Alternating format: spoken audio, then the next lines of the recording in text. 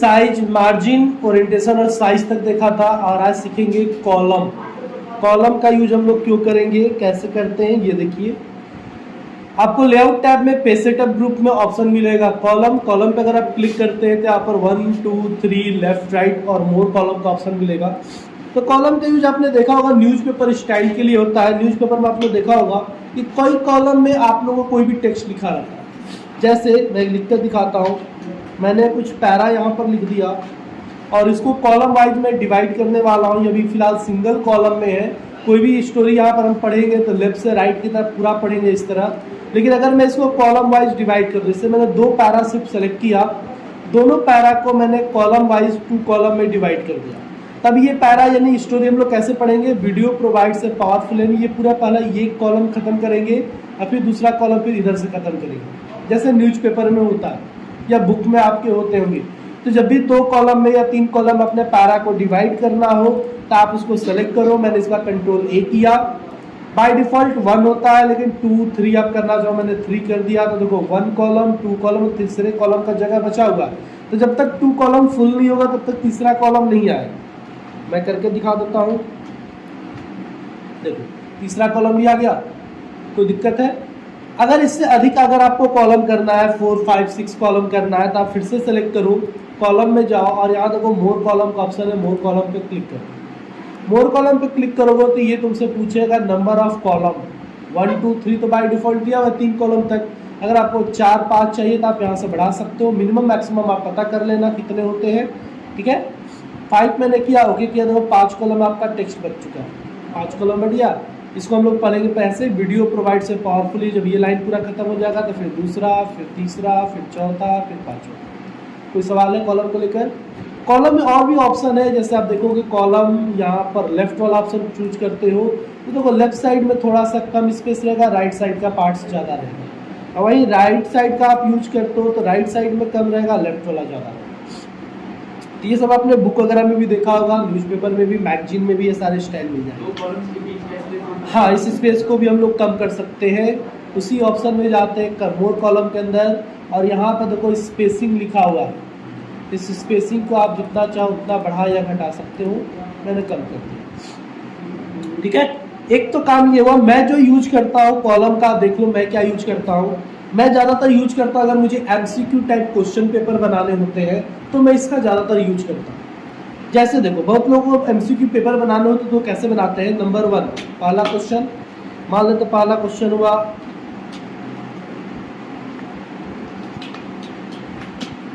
ये पहला क्वेश्चन दिया हुआ और यहाँ पर ऑप्शन दिए, तो ऑप्शन A इनपुट। अब यहीं पे बच्चे क्या करते हैं, टैब देकर B लिख देते हैं, आउटपुट, ठीक है। या फिर ऐसे तो पहले लिख लेंगे। यहीं तो कुछ लोग क्या करते हैं, मैं मिटा देता हूँ। अब नीचे लिखेंगे आउटपुट स्टोरेज, ऐसे लिखेंगे। तो अगर आप इस तरह से लिखते हो तो स्पेस ज़्यादा ले रहा ना, पेपर ज़्यादा खर्च होगा ना। तो पहले मैं क्या करता हूँ, मैं अगर मुझे इसको करना हो तो मैं चाहता हूँ कि आंसर ऐसे आए ABCD, ABCD ऐसे। तो लोग यहाँ पर वही गलती करते हैं, स्पेस देकर या टैब देकर लिख देते हैं, मैनुअली टाइप कर देते हैं। लेकिन मैं सबसे पहले क्या करूँगा, मैं सबसे पहले क्वेश्चन पेपर टाइप कर लूँगा जैसे मुझे करना है। जैसे मान लो अगला क्वेश्चन है ऑप्शन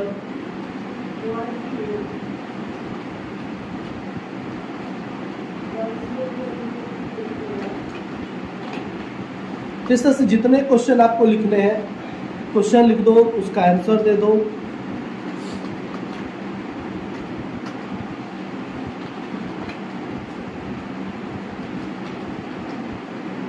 हो गया। अब मुझे इसको अरेंज करना है ताकि A और B इधर आ जाए, C D नीचे का ऑप्शन आए। तो मैं क्या करूँगा, बस अब मैं इन सबको सिलेक्ट करूँगा, चारों ऑप्शन को सिलेक्ट करूँगा, कॉलम में जाऊँगा और 2 कॉलम में डिवाइड कर दूँगा। 2 कॉलम में डिवाइड हो गया।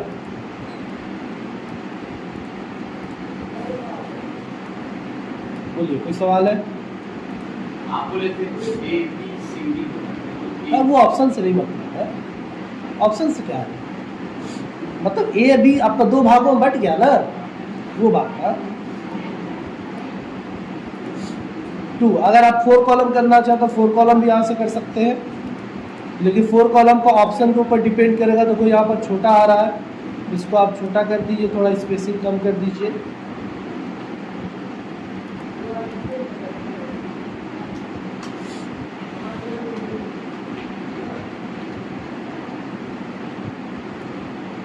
चारों को सेलेक्ट किए, कॉलम में गए, मोर कॉलम, 4 कॉलम में इसको मैं डिवाइड करूंगा, स्पेसिंग कम कर दूंगा और ओके।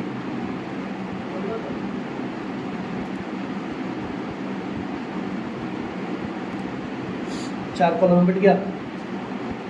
हाँ, कोई दिक्कत है? अब तो ABCD लाइन से भी है, इस तरह से हम लोग डिफाइन कर सकते हैं। तो मैं ज़्यादातर अगर मुझे MCQ पेपर बनाना हो तो मैं ऐसे ही बनाता हूँ, आपकी मर्जी, आप जैसे बनाना चाहो, लेकिन ये सही तरीका है, आप इसको ऐसे बना सकते हैं। या कभी भी अपने किसी पैरा को जैसे आप लिख रहे हो, आपने देखा होगा बुक्स वगैरह में, सेलेक्ट किए, पहले नॉन कर देता हूँ, एक कॉलम, कोई पैरा बीच बीच में 2 कॉलम में बटा हुआ रहता है, इसको आप 2 कॉलम में वहीं पे बांट सकते हो। सेलेक्ट करो उस पैरा को, देखो ये पैरा 2 कॉलम में बढ़ चुका है, ठीक है, ये आप कर लेंगे। उसके बाद फिर से देखिए, मैंने फिर से सेलेक्ट किया और इसको मैंने 2 कॉलम में डिवाइड कर दिया, 2 या 3 कॉलम में डिवाइड कर दिया। ये देखिए 3 कॉलम में, Ctrl+A, 3 कॉलम में मैंने डिवाइड कर दिया है। लेकिन तीसरे कॉलम में कुछ है ही नहीं, क्योंकि जब तक दूसरा कॉलम आप फुल नहीं करिएगा तब तक तीसरा कॉलम में आप लिख नहीं सकते हैं। लेकिन मैं चाहता हूं, मैंने कुछ यहाँ पर लिख दिया फिलहाल,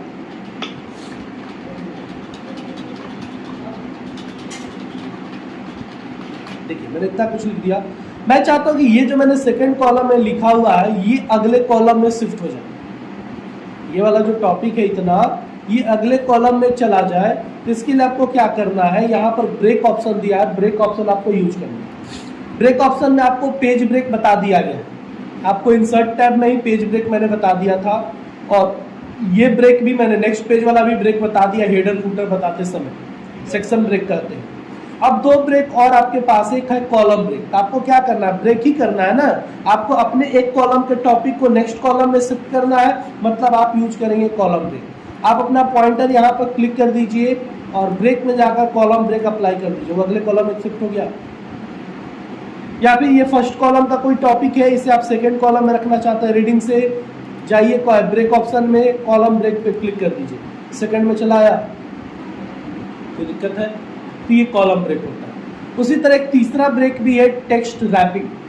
ये आप लोग को ऑलरेडी पता है। जैसे मान लो अगर मैं कहूँ कि इवन के बाद, इवन ऑन अनदर डिवाइस जो लिखा है, आपको लाइन चेंज करवाना है, यानी वो एक ही लाइन में है ना, यू लेफ्ट ऑफ इवन वाला, इसको आप अगले लाइन में रखना चाहते हो, तो आप क्या करते हो, हम लोग इंटर कर देते हैं ना, हम लोग इंटर कर देते हैं। आप चाहो तो यहाँ से रैप टेक्स्ट भी कर सकते हो, टेक्स्ट रैप, अगले लाइन में चला गया, तो दिक्कत है, यानी वो लाइन तोड़ देगा, वहीं से लाइन टूट जाएगा, न्यू पैरा नहीं बनेगा, वो न्यू लाइन जनरेट हो जाएगा। तो अगर किसी इंटर करते हो तो वो न्यू पैरा बना देता है। ध्यान से देखो, मैं इंटर कर रहा हूँ, दोनों लाइन के बीच का स्पेस देखो बहुत ज़्यादा है ना, यानी ये पैरा बन चुका है। लेकिन अगर टेक्स्ट टाइपिंग हम लोग करते हैं तो इसके लाइन का स्पेस देखना, लाइन के बराबर है, यानी ये लाइन, न्यू लाइन जुटा है, पैरा न्यू पैराग्राफ नहीं बना है। इंटर करते तो न्यू पैराग्राफ जनरेट हो जाता है, क्लियर? तो न्यू लाइन चेंज करना हो, लाइन को तोड़ना हो, तो आप टेक्स्ट टाइपिंग का यूज कर सकते हो जाएगा। तो ब्रेक हो गया। अगला है लाइन नंबर। लाइन नंबर पे क्लिक करो, कंटिन्यूअस पे क्लिक कर दो, आपने जितना भी लाइन लिखा हुआ है उसका नंबर आ जाएगा। देख लो यहाँ पर नंबर आ चुका है, आपने टोटल 40 लाइन लिखा हुआ है, ठीक है। उसी तरह अगर आप, पहले तो मैं सिंगल कॉलम में कन्वर्ट कर दूँ इन लोगों को, कॉलम 1 कर देता हूँ। लाइन नंबर में ही रीस्टार्ट ईच पेज होता है, हर पेज पर फिर से स्टार्ट हो जाएगा। तो फिलहाल तो एक ही पेज है मेरे पास, मैं और भी पैरा यहाँ पर इंसर्ट कर देता हूँ, और भी पैरा आ गया। तो हर पेज पर ये क्या कर रहा है, एक नंबर से स्टार्ट कर रहा है। ये देखिए पहला पेज, ठीक है, हर पेज पर कर रहा है पहला नंबर से स्टार्ट, ठीक है। और अगर मैं कंटिन्यूअस पे क्लिक कर दूं तो ये लाइन से आगे बढ़ता जाएगा। तो टोटल 112 लाइन हमने लिख दिया, कोई दिक्कत है? ये लाइन नंबर हुआ, ये गिन के बताएगा और कुछ है नहीं।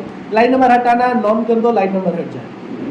अगला होता है हाइफनेशन। आपने देखा होगा अपने अपने डॉक्यूमेंट में हाइफन का यूज करते हैं, आप लोग करते हैं ना। मैं डिलीट करके फिर से करूंगा। हाइफनेशन का हम यूज तब करते हैं जब भी कोई टेक्स्ट हमारा इंड में नहीं अटता है, वो ब्रेक होता है। जैसे मान लो मुझे कंप्यूटर लिखना है, लेकिन कंप्यूटर यहाँ पर पूरा पेज पे नहीं अट रहा, तो कंप लिखकर डैश देकर और फिर TER हम लोग नीचे लिख देते हैं, लिखते हैं ना, तो ये हाइफनेशन का यूज होता है। तो वर्ड में ऐसा फीचर्स है कि हाइफनेशन की जरूरत नहीं होती, वो ऑटोमेटिक टेक्स्ट को अरेंज कर देता है।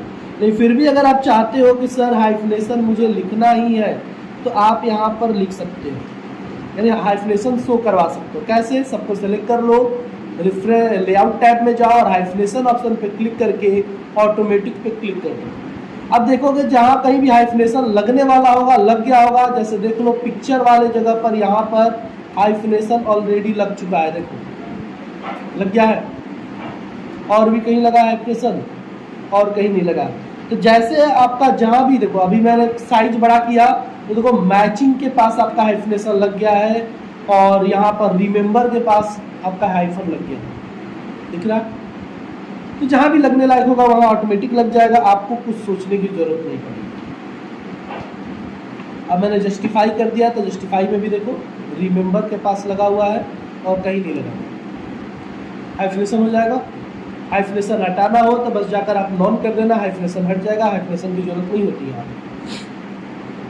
ओके, ये इंडेंट है। इंडेंट ऑलरेडी आप लोग को होम टैब में बता दिया गया है। ये पैराग्राफ स्पेसिंग है, ये भी आपको होम टैब में बता दिया गया है। उस तरह से ये पूरा टैब खत्म होता है। ये पिक्चर की सेटिंग है, पिक्चर बताते समय मैंने आपको रैप टेक्स्ट वगैरह, पोजीशन, ब्रिंग फॉरवर्ड, बैकवर्ड, ये सब कुछ बताया गया। अब बात करेंगे रेफरेंस टैब की। तो रेफरेंस टैब में भी पहला ऑप्शन टेबल ऑफ कंटेंट आपको पढ़ा दिया गया, इंडेक्स बनाना। तो फिर भी मैं एक बार और बताऊंगा आप लोग को इंडेक्स बनाना, देख लीजिए। अगर आपको टेबल ऑफ कंटेंट बनाना है, उससे पहले आपको होम टैब का यूज करके स्टाइल ग्रुप का, होम टैब में स्टाइल ग्रुप का यूज करके आपको अपना एक डॉक्यूमेंट तैयार करना होगा, जिसमें हेडिंग सब हेडिंग होने चाहिए। तो मैं कुछ हेडिंग सब हेडिंग का एक डॉक्यूमेंट तैयार कर देता हूँ। जैसे पहला टॉपिक मेरा कंप्यूटर है, तो मैंने कंप्यूटर के बारे में यहाँ पर लिख दिया। अगले पेज पे मैं चला गया, दूसरा मेरा हेडिंग होगा कीबोर्ड, मैंने यहाँ पर कीबोर्ड के बारे में लिख दिया। ठीक है, इस तरह से एक लंबा चौड़ा आप एक डॉक्यूमेंट तैयार कर लो। माउस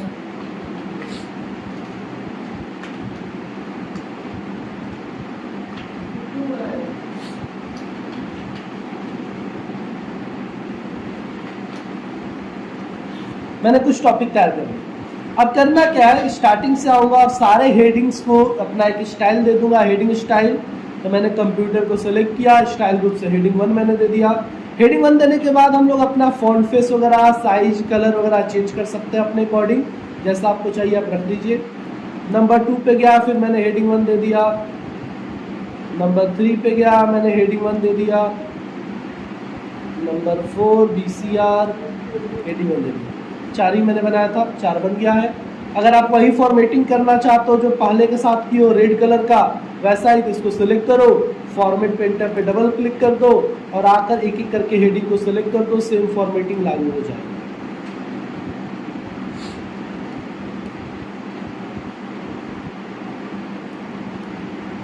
सबका हो गया। अब आप पहला पेज खाली करो, या फिर जहां भी इंडेक्स बनाना है वहां पर जाओ, उस जगह पे आपको जाना है। मुझे इंडेक्स यहाँ पर बनाने हैं, तो मैं इस जगह पर कंट्रोल इंटर कर दूंगा, पहला पेज मेरा खाली हो गया।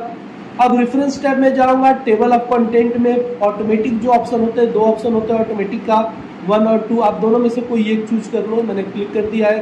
देखो आगे आगे कंप्यूटर नाम का टॉपिक आपका पेज नंबर 2 पर है, कीबोर्ड वाला पेज नंबर 3 पर है, mouse page number 4, BCR page number 5 पर है।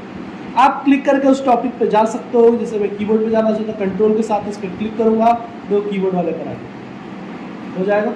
ये ऑलरेडी आपको बताया जा चुका है, इसको देख लीजिए। अगर आप कोई चेंजेस करते हो टेबल ऑफ कंटेंट में, जैसे मान लो आपने कंप्यूटर का नाम ही चेंज कर दिया या अलग पेज नंबर में भेज दिया, तो वो चेंजेस आपके इंडेक्स में यहाँ नहीं हुए। इसको चेंज करने के लिए आप इसके अंदर क्लिक करो, आपको अपडेट टेबल का ऑप्शन आएगा। अपडेट टेबल पे क्लिक करके update entire table option choose कर लो और ओके कर दो। तो देखोगे कि जो टॉपिक आपने चेंजेस किया था वो चेंजेस हो चुका है। ठीक है, ये था आपका टेबल ऑफ कंटेंट। अगला ऑप्शन है इंसर्ट फुटनोट और इन नोट। तो मैं फिर से डॉक्यूमेंट बंद कर देता हूं और न्यू ओपन करता हूं। फुटनोट और इन नोट का यूज होता है कोई नोट्स वगैरह लिखने के लिए, जैसे कि फुटनोट मतलब पेज के निचले हिस्से में कोई नोट आपको लिखनी है तो आप फुटनोट का यूज करोगे। और इन नोट मतलब पैराग्राफ्स जहाँ खत्म होते हैं उसके एंड में अगर आपको कोई नोट्स लिखने हैं तो इन नोट का यूज करोगे। जैसे मान लो मैंने कुछ डॉक्यूमेंट बनाया,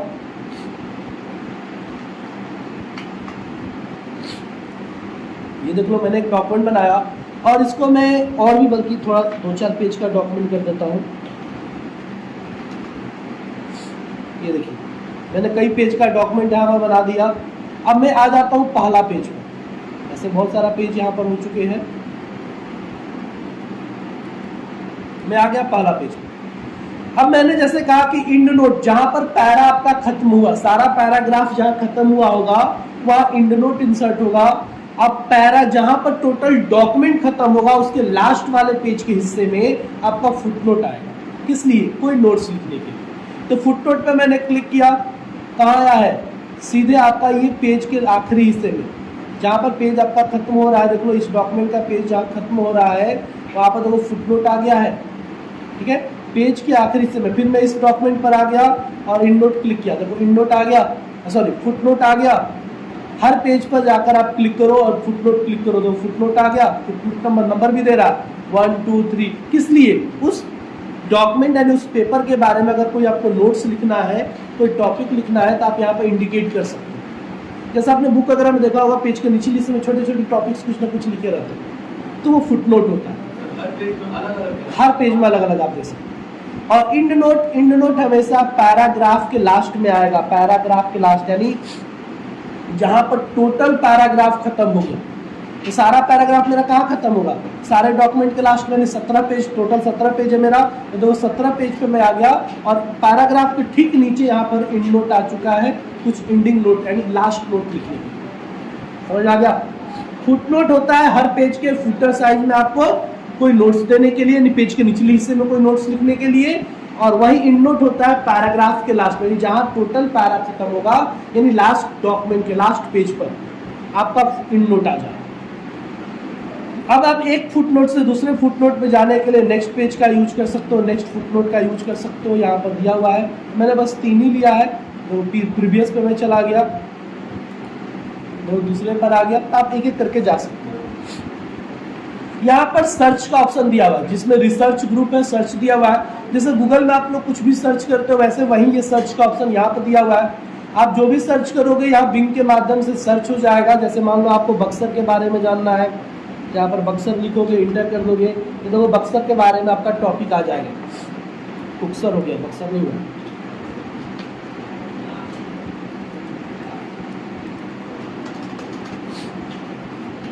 मैंने बक्सर लिखा तो बक्सर के बारे में सब कुछ आ गया। जैसे गूगल पे होता है, आप लोग कुछ भी सर्च करते हो तो वैसे ही आता है ना, सब कुछ आ रहा है। तो आप चाहो तो इस पर क्लिक करके पढ़ सकते हो, डायरेक्ट ही आपको सर्वर पर ले जाकर दिखा देगा। या ब्राउजर में ओपन करना चाहो तो देखो ओपन इन ब्राउजर भी दे रहा है, पढ़ सकते हो। ये यहाँ से भी आप इसको कर सकते हो। यानी देखो जब भी किसी टॉपिक पाओगे तो प्लस का एक बटन बनेगा, यानी वो प्लस का बटन हो रहा है। जैसे इस प्लस बटन पे क्लिक करोगे वो टॉपिक आपके पेज पर इंसर्ट हो जाएगा, यानी कॉपी पेस्ट करने की भी जरूरत नहीं है। देखो मैंने क्लिक किया वो चीज़ इंसर्ट हो जाएगी, है ना आसान चीज़।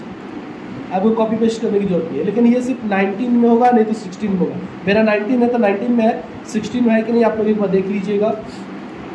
और ये इंटरनेट रहेगा तो ही काम करेगा, सारे सिस्टम में वर्क नहीं करेगा। अगला आता है साइटेशन यानी बिब्लियोग्राफी से रिलेटेड। अगर कोई इन्फॉर्मेशन आपको स्टोर करने का शौक है कि भाई मैं जैसे मुझे मूवी देखने का शौक है तो मैंने कौन सा मूवी कब देखा या कौन सा मूवी कब रिलीज हुआ, कौन सा मान लो मुझे इंटरव्यू देने का शौक है तो मैंने पहला इंटरव्यू कब दिया, इंटरव्यूअर कौन था, किस डेट में दिया।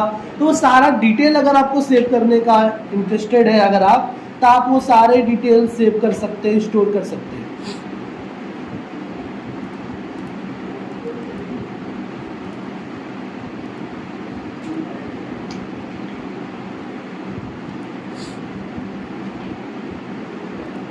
रेफरेंस में आएगा, साइटेशन पे मैं क्लिक करूंगा।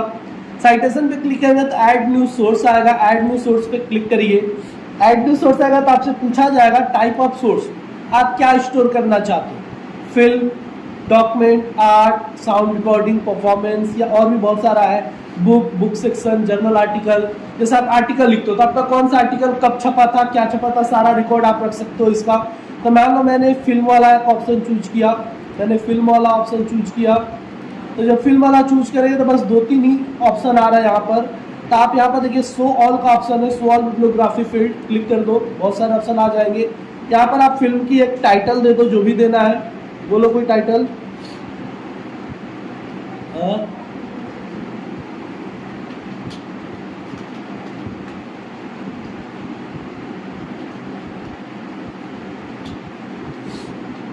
ठीक है, परफॉर्मर कौन है,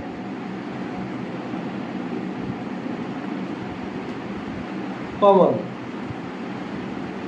प्रोड्यूसर कौन है, Manish. Production company, company Bilal, Bilal लिखती है, बिलाल है कि बिलाल है तुम जानना। डायरेक्टर उत्कर्ष, पाकिस्तान में ना, कंट्री पाकिस्तान। डिस्ट्रीब्यूटर